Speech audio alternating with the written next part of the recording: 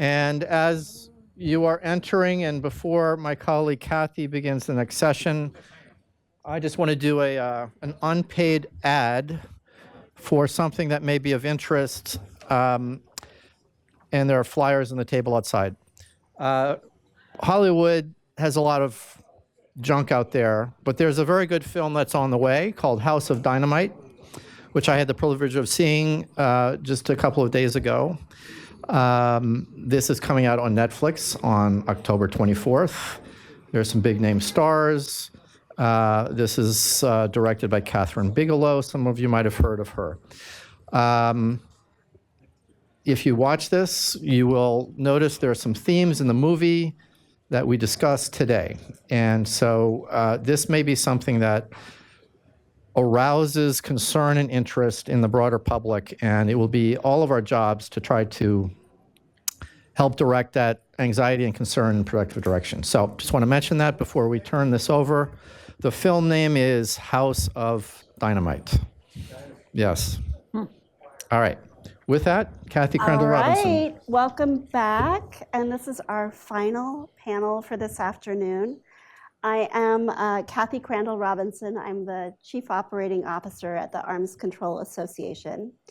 And we are now going to talk about the growing push for action to reduce nuclear dangers. And I want to start out by noting that last year, it was very nice, the UN Secretary General Guterres sent us a special video message. And he said, humanity is on a knife's edge. The risk of nuclear weapons being used has reached heights not seen since the Cold War. And then he implored that we need all countries to step up, but nuclear weapon states must lead the way. And as we have discussed today, here we are at the 80th year of the nuclear weapons age, and in fact, that knife's edge is getting sharper, right? And by the way, leaders are not exactly stepping up, with some exceptions, like maybe a senator from Maryland. But here's the thing, history really is very clear and tells us that nuclear risk reduction, disarmament, breakthroughs come when there's an engaged, informed public that persuades policymakers to exercise leadership and hopefully make the right choices. So that's what we're going to focus on this panel today. We're going to focus both on what is the American public thinking about nuclear weapons and measures of risk reduction, and then what are civil society organizations and experts in the field saying and doing to move back from the nuclear brink. And I'm going to just mention one brief example. In July, ACA worked jointly with Win Without War, along with several other organizations, to launch a new call with dozens of organizations and expert leaders calling for a new call to halt and reverse the arms race. And this call is, because I have a prop here, is on the inside cover of the September issue of Arms Control Today. And by the way, if you do not have one yet, we are very happy to help you out with that. We have many to let you have today. So with that, I want to get started with our panelists. We have three great panelists to explore this push for action to reduce nuclear dangers. And I'm just going to introduce them all briefly. We'll begin with Stephen Cole. He is a senior research associate at the University of Maryland Center for International Security Studies, as well as the program director of the program for public consultation at UMD's School of Public Policy, and the founder and president of Voice of the People, an organization seeking to give Americans greater voice in policymaking. Then we have Bridget Moix, who is the Friends Committee on National Legislation General Secretary, and FCNL is the national Quaker organization that lobbies Congress and the administration to advance peace. justice, and environmental stewardship. And she also is an expert on peace building and conflict resolution. And then third, we have Mark Melamed, who is the Deputy Vice President of the Nuclear Threat Initiative's Global Nuclear Policy Program. And that's where he works on policies and programs related to nuclear arms control, strategic stability, and global disarmament and nonproliferation work. And prior to joining NTI, he served as the Deputy Director in the Office of Multilateral and Nuclear Affairs at the US Department of State, and has had other roles in arms control policy at the Department of State and at the National Security Council. And I also just want to note that, so for those of you who are reading in the program booklet printed here, we were planning to have Bill Hartung join us, but unfortunately at the last moment he had a family emergency and couldn't be with us. But we have a good panel here. And so I'm going to ask Stephen to kick us off and tell us what you see the American public perceptions of nuclear weapons policies are. All right. So you might be wondering, have the American people, are they still really concerned about nuclear war? Or are they just saying, oh, that's so 20th century, that's just not with us anymore? Well, there was an interesting survey done at Chapman University on what Americans are afraid of, and they do this very regularly. And they give people a list of 100 things, 85 things that they might be afraid of. And this includes things like, people I love becoming seriously ill, people I love dying, things like that. Well, in the top 10, year after year, is Russia using nuclear weapons. US becoming involved in another world war, North Korea using nuclear weapons. So it's right up there, and when you ask people, what about, what are the most critical threats? Right at the top of the list are things like Iran's nuclear program, North Korea's nuclear program, and so on. Are things getting better? Are things getting worse? Okay, it's concerned, but we got it under control. Well, YouGov just a few months ago asked, compared to 5 years ago, is the chance of nuclear war greater, less, or the same? Well, hardly anybody said less. 52% said greater, and another quarter said same. Interestingly, our young people, is that so, out of their mind? Well, actually, it's higher. It's the same metric 5 years out. 64% of 18 to 29-year-olds say it's greater. People 65 plus, 46%, maybe they've gotten a little more used to it. So young people are not used to it. Now, you go, oh, great. Well, not necessarily in terms of arms control. You can respond to the sense of vulnerability by wanting to take some action that eliminates the threat. Or you can have an inclination to take action that contains the threat, accepts the threat. And that's really what the essence is of attitudes about arms control. So when we do surveys, we don't just ask you a favorite post. We give arguments pro and con. And the argument in favor, and we're asking about how people feel about having U.S.-Russian arms control treaties. And the argument in favor about, reducing the risk and,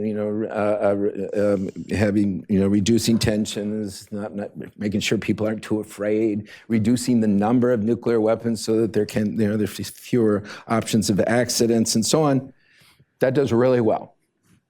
7 in 10 find it convincing, and Republicans as well as Democrats. Well, then there's the argument against. Well, why should we keep our hands, tied up? Don't we want to reduce that risk? Don't we? We want to be free to take action to reduce the threat. We don't like this vulnerability. How does that argument do? So we shouldn't sign up for arms control agreements. Well, overall, it doesn't do very well, does a lot less, but still, 58% of Republicans say they found it, yeah, well, maybe, there's, so you can feel both of these things. You can both feel the desire to have arms control and, well, maybe we should kind of look out for some kind of breakout possibilities. So it's really important to know that when politicians are in a room and they're talking to Republicans and they start saying, hey, let's act against this vulnerability, let's find some way out, let's not tie our hands. Some people are going to be dying. Yeah, that's interesting. Yeah, even though they also will say that arms control is good. And then the key question, of course, is in the end, what do they say? So finally, do you approve or disapprove? Overwhelming, 83% approve, including 84% of Republicans. Older people are more definitive, 87%. Younger people, it's still 74%. So it does seem to get a little stronger as you get older. Specifically on extending the New START treaty, basically the arguments are fundamentally the same, and you still get that same dynamic of a modest majority of Republicans find convincing the argument against, but a larger number of Republicans find the argument in favor stronger. And in the end, 82% favor it, including 77% of Republicans and 89%. Just ask straight up in a Chicago Council survey, do you favor extending New START? 73%, including 80% of Republicans. I think another really interesting measure is attitudes about defense spending. Gallup has asked for decades, you favor increasing, decreasing, or maintaining defense spending. We have not, since 1981, I think is the year, had a majority of Americans favoring increased defense spending. Because that to me is a measure of, okay, well, we're going to try to get some edge on that. There's also support for, well, the Iran deal, and there has not been support for taking military action. Now, the test ban treaty, that's another interesting one, because that's like, well, that's a zone of where this idea of breaking out might come up.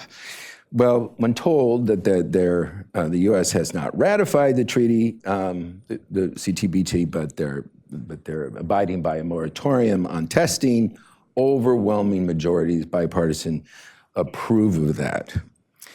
However, one said, well, what if we have a weapon that we think might really give us a critical advantage that could really make a difference?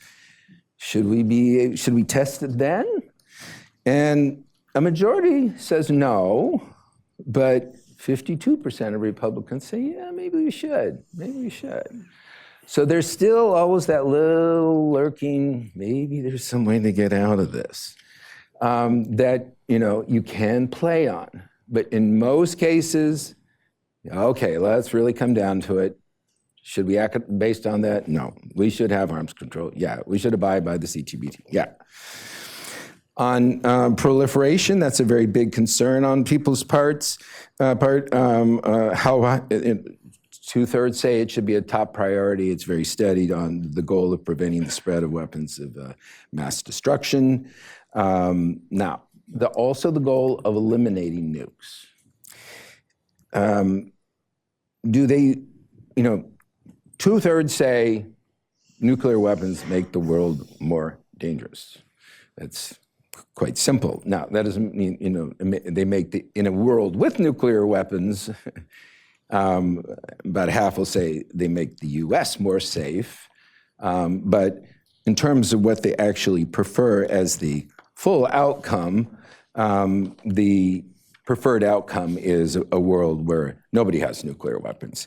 We're not talking about a readiness to disarm unilaterally, but you do have support for that as an aspiration.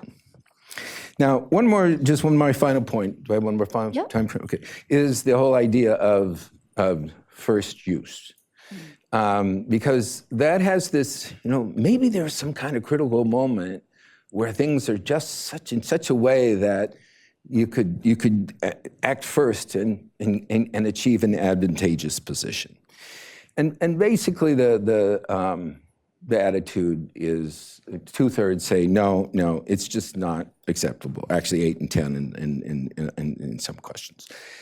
However, it is not supported for the U.S. to come out right out and say we will never act first.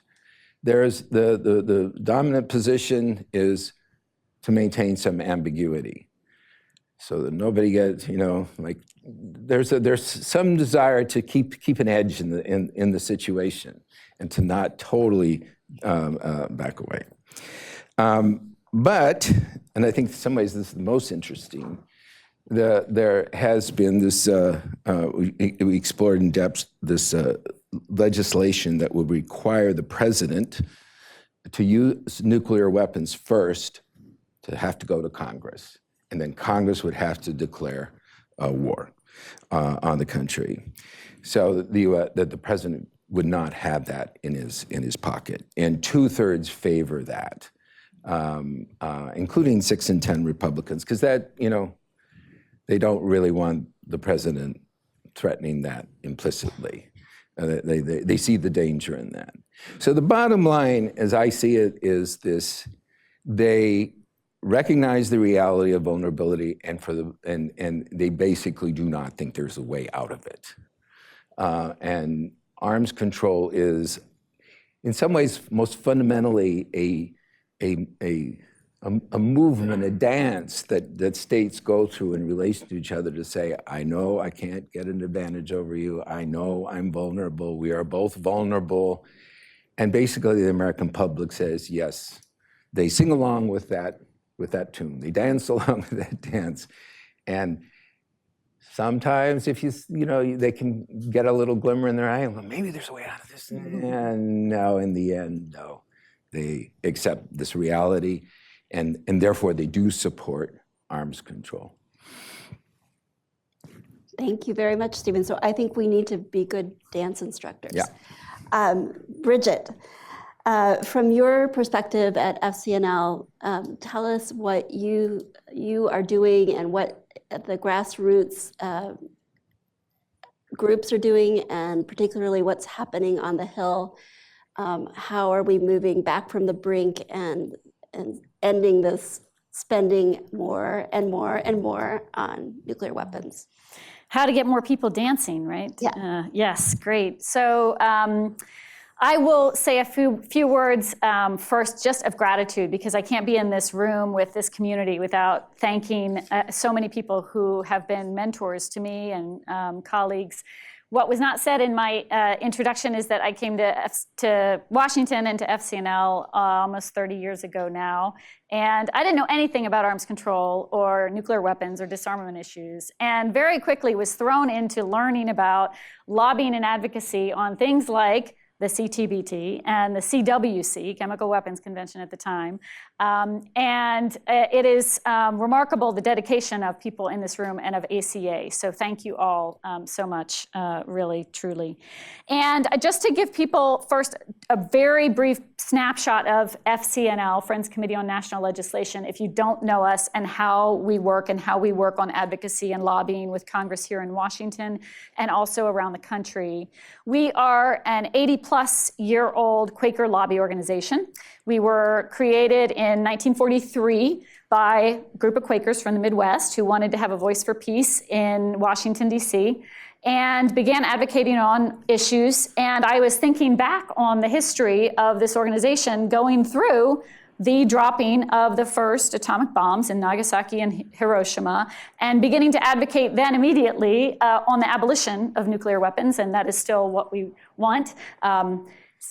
Given where we are, it seems like we have not been very successful, so don't hold that against me. But the endurance of the communities that are working on these issues in the grassroots and around the country, I just want to lift up, because there are people who are dedicated, have been dedicated for decades to advocating on arms control, nonproliferation, disarmament, and they are continuing to do that.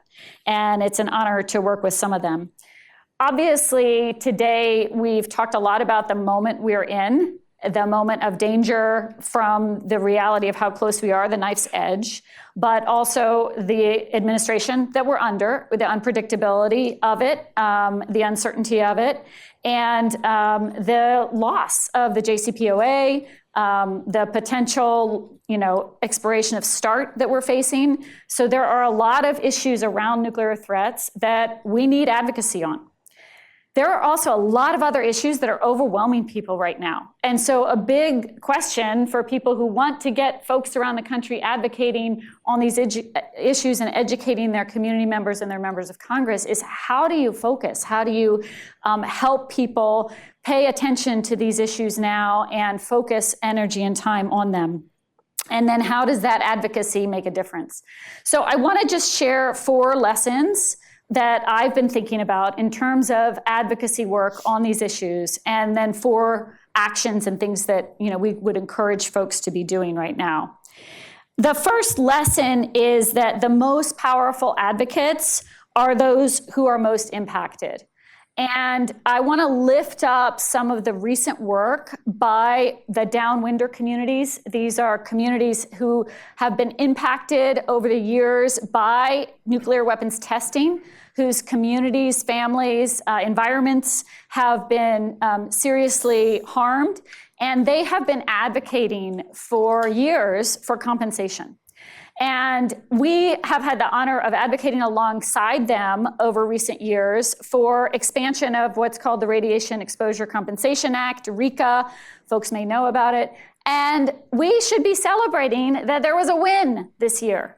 Amid all the bad things that happened, those communities, their incredible advocacy, and all the folks who contributed to that and supported that, got the largest expansion of RECA passed in the big, what we call at FCNL, the big bad bill. But that was a really important element that was a success. And having been, listening to the stories of these communities that they brought to Washington over and over again, scraping together money from their pockets to get to Washington and bring their stories to members of Congress, Republican and Democrat, that advocacy is very powerful. And thinking about that, as well, of course, the long legacy of the Hibakusha, who continue to advocate for a world without nuclear weapons, is very powerful.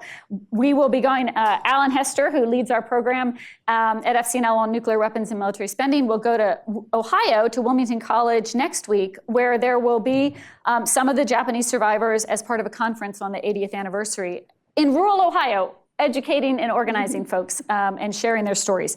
So that's a really important lesson about lifting up those stories and remembering the voices of the people who are most impacted. Lesson 2 is that we have to get better, I think, at connecting these issues to people's daily lives.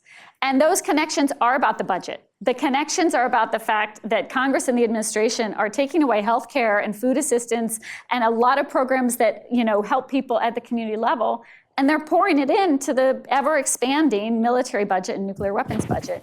And so how do we communicate that better? Ben Cohen, if folks know, of Ben & Jerry's, has got a campaign to try to do education around this out in the public, and there are some exciting things happening. But we have to make these trade-offs real for people so they can see these issues as relevant to their lives. Third lesson is that diplomacy is always possible and actually can take many different forms. And obviously right now there's a lot going on. We've heard all the potential ups and downs and what's going to happen with Iran and the US and Russia and China, and where are the pathways and off ramps and ramps on back on. But I was yesterday in a meeting around a table with President Pezeshkian of Iran as part of a faith and peace delegation that he invited to come to New York and talk to him about the situation between Iran and the US and preventing war. And I have to say, this is the 4th year I've done this with an Iranian president. I'm just a girl from Ohio who ended up in D.C. working with some Quakers. So you don't know what form diplomacy is going to take. But what I heard really resonated with some of what we've heard today about the fact that this diplomacy, even at the highest level, is about dignity. It's about people. and trying to bring that perspective into these high-level, very difficult negotiations, I think is always important. We also talked in that meeting about the importance of people-to-people diplomacy and track 2 and track 3. And there's a long history of this with US and Russia relations, et cetera. And I think we need more of that, especially when we know that the top-level track 1 diplomacy is going to be really difficult. We need more of those people-to-people connections. Fourth lesson is that these are moral issues. And of course, for Quakers, this comes, really down to our peace testimony, our faith. But for anybody who cares about these issues, it really is about core values of protecting human life. I mean, we have these very heady conversations in Washington about the mutual destruction of the entire planet, and I think helping people talk about these issues and think about them in the terms of the morality and the values that they hold. Most faith traditions and churches have a statement against nuclear weapons. This is a long-standing moral issue, and really talking about these issues in those terms is important in our advocacy. So, okay, I'll quickly wrap up with 4 advocacy actions and things that we are encouraging right now in relation to Congress and what folks can do. First of all, I really encourage people to find your story, find what is the connection for you, and share that with others in your community, share it with your member of Congress.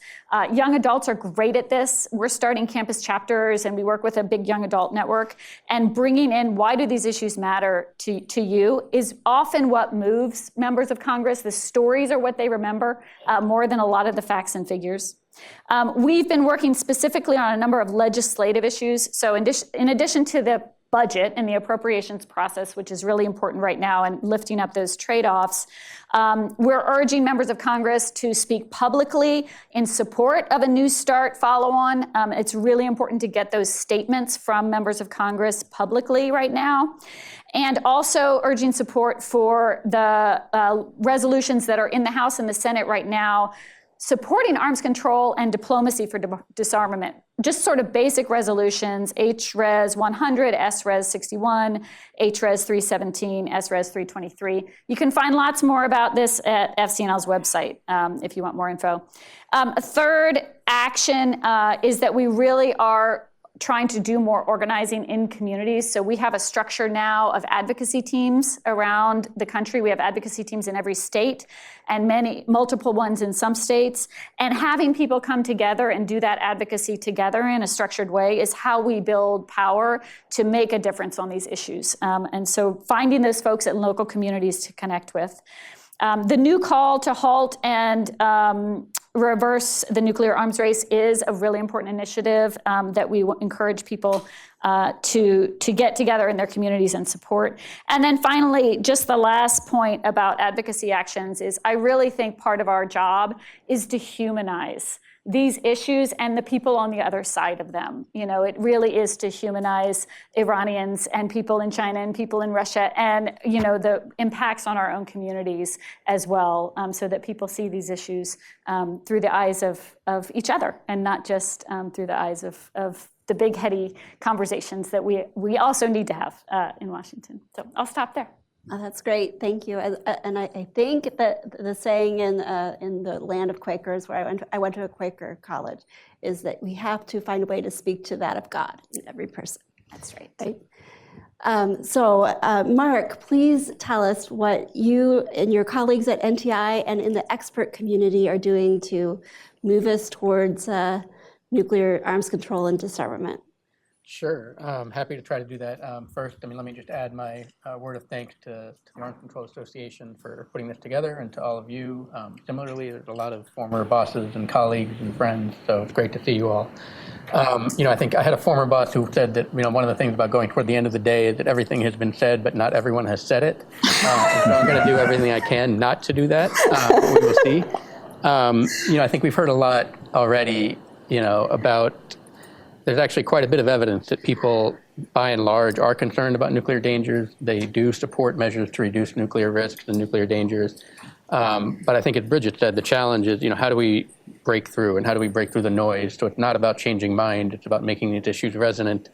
I work on this full time, and I find it exhausting trying to sort of wade through all of the things that are going on in the world right now. So I think we have to be mindful of that. I do think, for better or worse, in many cases for worse, there have been, a series of developments in the last few years that have sort of provided that opportunity and brought these issues to the forefront. I mean, obviously Russia's invasion of Ukraine, war between India and Pakistan earlier this year, overlapping wars in the Middle East, all of these, are conflicts that have a nuclear dimension. And so, I think opportunity feels like a crass word, but I do think this is sort of a moment where there's an opening to have conversations about nuclear risk with people who might not otherwise be focused on that full time. Similarly, I would say,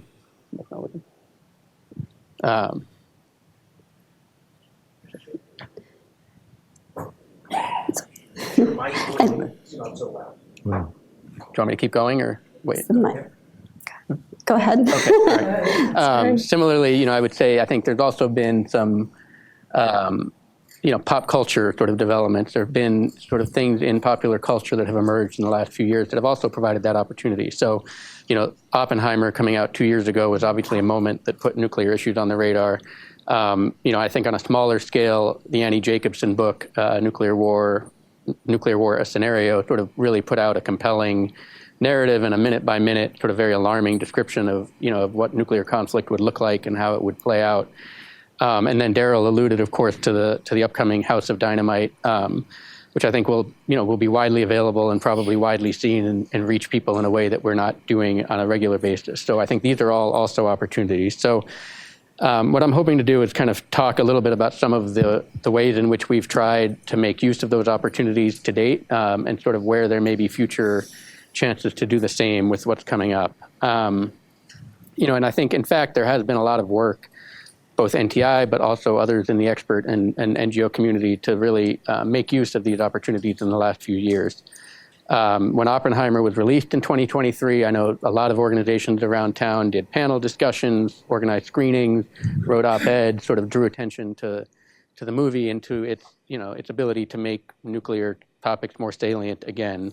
At NTI, our communications team in early 2024 launched a campaign sort of in the context of the Academy Awards race that included putting up billboards all around Los Angeles, working with social media influencers, putting up a public art installation, and all sorts of other things, really with the purpose of sort of reminding people that while Oppenheimer is sort of a historical document, it's about what has already happened, nuclear weapons sort of remain very much a part of our present and unfortunately our future. And so, this is something that it cannot be consigned to history yet, but that there are steps we can take to really make progress in reducing those dangers.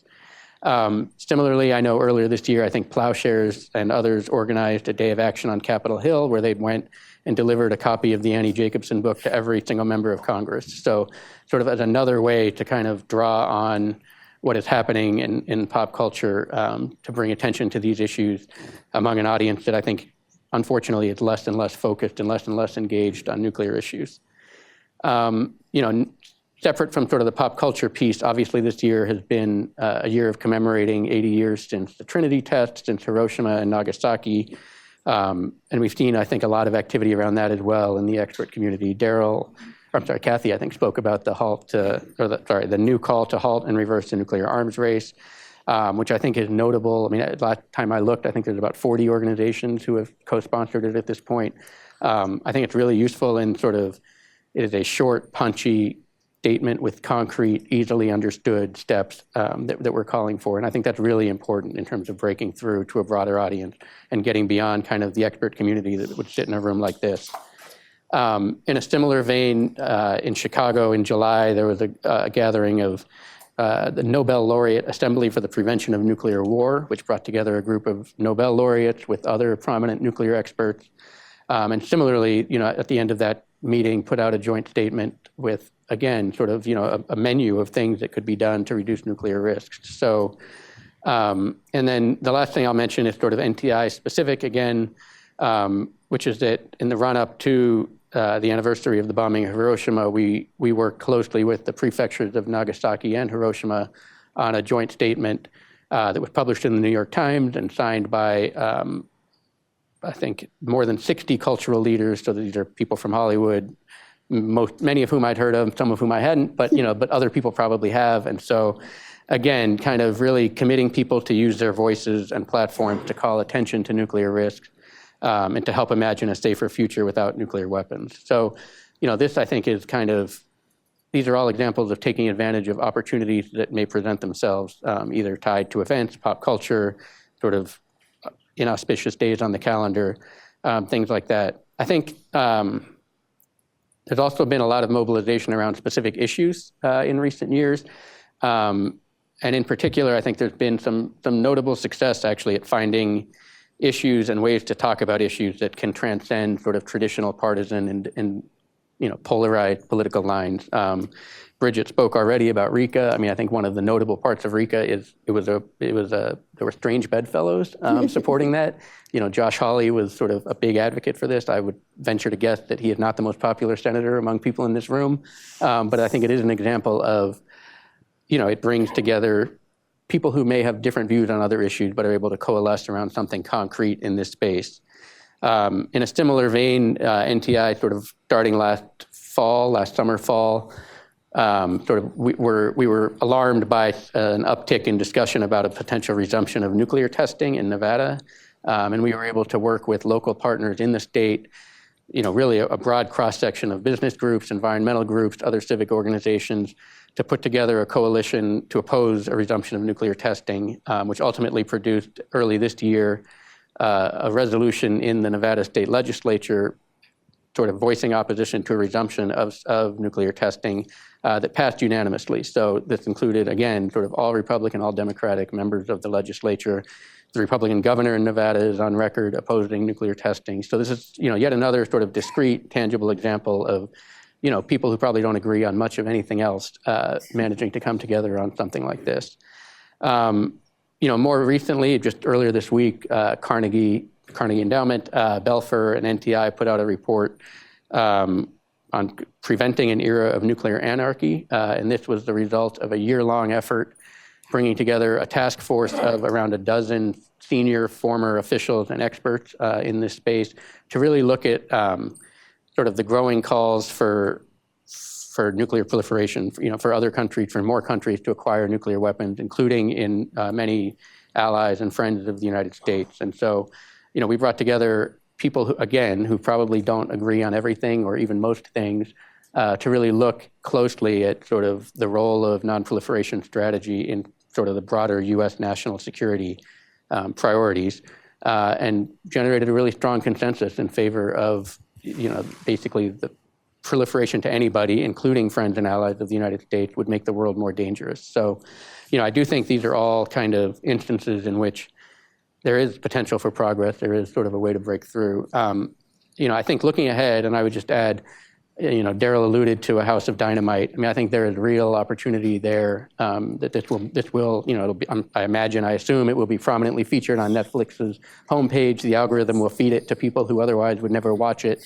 So hopefully they will watch it. And I think if they do, they will be alarmed. I mean, it's a gripping sort of minute by minute compelling story of, the U.S. government grappling with an incoming nuclear strike and all of the sort of the challenges and the frankly, absurdities of the way that would play out and the way that we've constructed this system of security. And so, I think it'll raise issues around sole authority, the president's sole authority to order a nuclear strike, which, I mean, not for nothing, but we are now in our third presidential term in a row where at least half the country doesn't think that the sitting president should have their finger on the button. So if there were ever a time for this issue to resonate, this would seem to be it. And that's independent of politics. I mean, that now spans both parties. So, I think, and also I just think this movie will sort of really drive home for people the fragility of the system that we've built, where, one mistake, one bad decision, at best will be catastrophic, right? And at worst will be existentially dangerous to the future of humanity. So it's really, I think, will be a compelling moment. And as Daryl said, I think we need to all be thinking about how we use this moment to educate and reach new audiences. And then I'll just end by saying, I mean, that's the opportunity that we know about. I think if there's one thing that we should all have learned by now about geopolitics, our politics here in the United States, It's that things are going to be unpredictable, and there are going to be opportunities, for lack of a better word, that emerge that we're not anticipating. And I think the role that we in the expert and NGO community can play is to be ready for those, to have solutions, to have a plan when the moment presents itself. And so I know we're doing a lot of work on that at NTI. I know a lot of people in this room are doing that work. And I think, the opportunities will come, and hopefully we'll be ready to make the most of them. So thanks. All right. So we have dance lessons and weightlifting, muscle training here, right? I am going to open this up to questions in just a minute. I want to ask you all, if you want, each of you could respond to this, or maybe just one of you, or whatever. As you look kind of at other intersectional fields, maybe human rights, maybe environmental policy, do you see particular tactics or strategies in those fields that you think we should do something like that in the nuclear disarmament, arms control community? I think I have thumbs up. You're the one. Well, I will say, so peace building is my background, and I do think everything is local.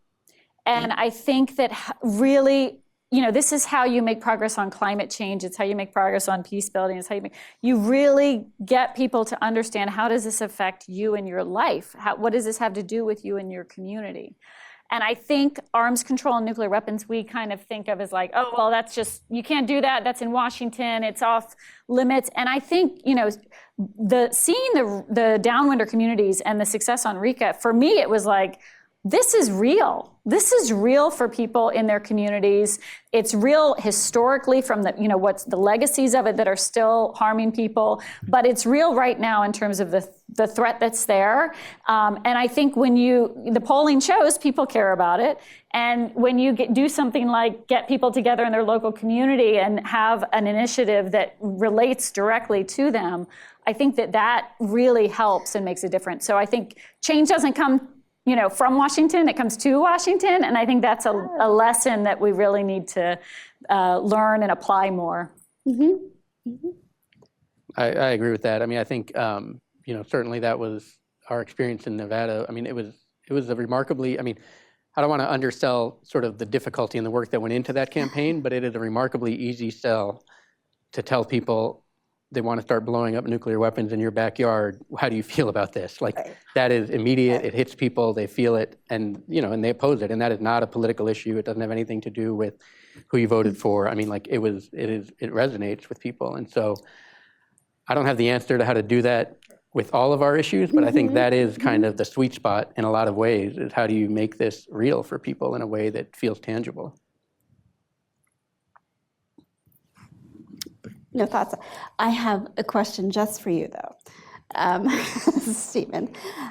What activities or approaches or frames can the arms control and disarmament community use to increase public concern about the nuclear threat and motivate more action to reduce that threat? I think the most fundamental psychological process in this arena is the recognition of mutual vulnerability. And once that's clear, everything follows from it. And it does not have to be framed as a moral issue. Mm-hmm. It's just reality, right?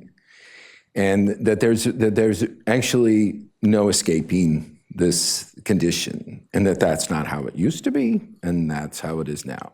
There is a strong tendency to think of nuclear weapons as being fundamentally like conventional weapons, and if one side has more, they have an advantage over the one that has less, and the one that has less then has to submit to the one who has more, and all those dynamics. That's all changed, and people can get it, and when they do get it, all their thinking basically falls in line. It's not the same as, we really ought to take care of the poor. Or it's not the same as, it would really be really better if we reduced our carbon dioxide output. And it's an illusion to think that we can get out of this state of mutual vulnerability. And there are political gains to be made by giving people the feeling that maybe I know the way out, So it's just coming back. I mean, don't beseech people. Don't, wish they would. No, it's just a fact. And you can try to fool yourself all day, but in the end, you'll see there's no way out of this. And therefore, everything then follows from that. So it's a different kind of intervention than other, social values or something that you might be trying to promote. I think people often talk about the 80s, and this is mentioned a couple times here today, about this surge in interest and the freeze movement and how this changed things. And then I'm a fan of looking back to the 60s and Women's Strike for Peace in the early 1960s. That was an incredible movement that achieved the Limited Test Ban Treaty. But this kind of movement, is something like that possible now?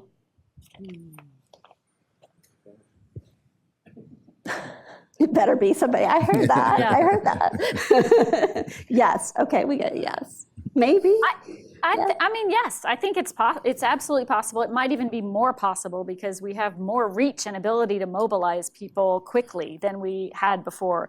But I think the challenge to it is the noise. The challenge to it is the overwhelm, and how to make this issue either connected to things that people already care about or can relate to, or lift it up to the point of saying, look, this is so serious, we have to act on it now. And I think that right now, in this situation that we're in, is, to me, the biggest challenge, is sort of how do you, among all the things happening, how do you make this real? At the same time, it's, when I travel around the country, you still see like those nuclear-free zone, like communities are still nuclear-free zones. There's so much of that infrastructure from the movements that I think is still there, and people and knowledge, and so I think it absolutely is possible to do. I think one of the things we don't do that we should do more of is invest in organizing and invest in organizers and those in the efforts at the local and sort of grassroots level. We do a lot. We focus a lot on the expertise and on the diplomacy, which we need to do, but that's a Washington conversation, and we need to invest resources and time and energy into the community level work. Right. I think sort of a related point would be, I think sort of the touchstone for a lot of people in the field is, the day after an airing in 1980, I'm going to butcher the year, but sometime in the early 1980s, and sort of how it reaching 100 million people and reaching Ronald Reagan and sort of changing the whole nature of this conversation. And I think that a moment that looks exactly like that strikes me as not practical.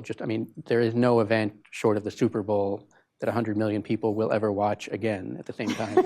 Really, it's just not, that is not the way the media landscape is anymore. That's not the way that people consume. People have more options. So I think the key is, finding new recipes that sort of get us to that same sort of momentum. And it probably has to be more dispersed and more tailored in some way, but, because there's not going to be that single light bulb moment coming from pop culture. I guess there could be something catastrophic happening that would be the light bulb moment, but let's hope that doesn't end up where we are. But remember that in the freeze movement, the big end run was Star Wars. So, you're afraid of nuclear war, are you? I got the answer for you, Star Wars, right? So, I think we're facing the same situation now with this with Golden Dome. We can't be dominant in the world because of the state of mutual vulnerability. Golden Dome, right? So I think that's going to probably be the real major field of conflict. If proponents of that start making headway and thinking, oh, maybe we don't have to be vulnerable. That would be a game changer. They have more heavy lifting to do. Because just where things are right now, people don't buy it. So there are signs, and you can see it in the polling of really, you do, you have something, it's like they perk up, there's something attractive about it. So we're going to need, people like Steve Fetter to get out there and very reasonably, step by step, take the thing apart. And if this happens, then that happens, right? Oh, yeah. And don't we think that's going to happen? And pretty soon the whole thing falls to pieces, right? I think you're going to need more of that conversation. No, we need more physics. More physics is good to explain why this just doesn't quite work. And I do think they get it. They do get it. Yeah. It's not that hard, but it does take some time. And there can be a period where, I hear that there's something new. I hear there's something. It's golden. It wasn't golden before, and it's they have some new angle, and that can that will have to be dispelled. Okay. All right. I want to ask one last call for any questions. And if not, I think we will say thank you very much to our fabulous panel. And it's been a great discussion. And we are going to move towards closing. So thank you very much. Thank you. There we go.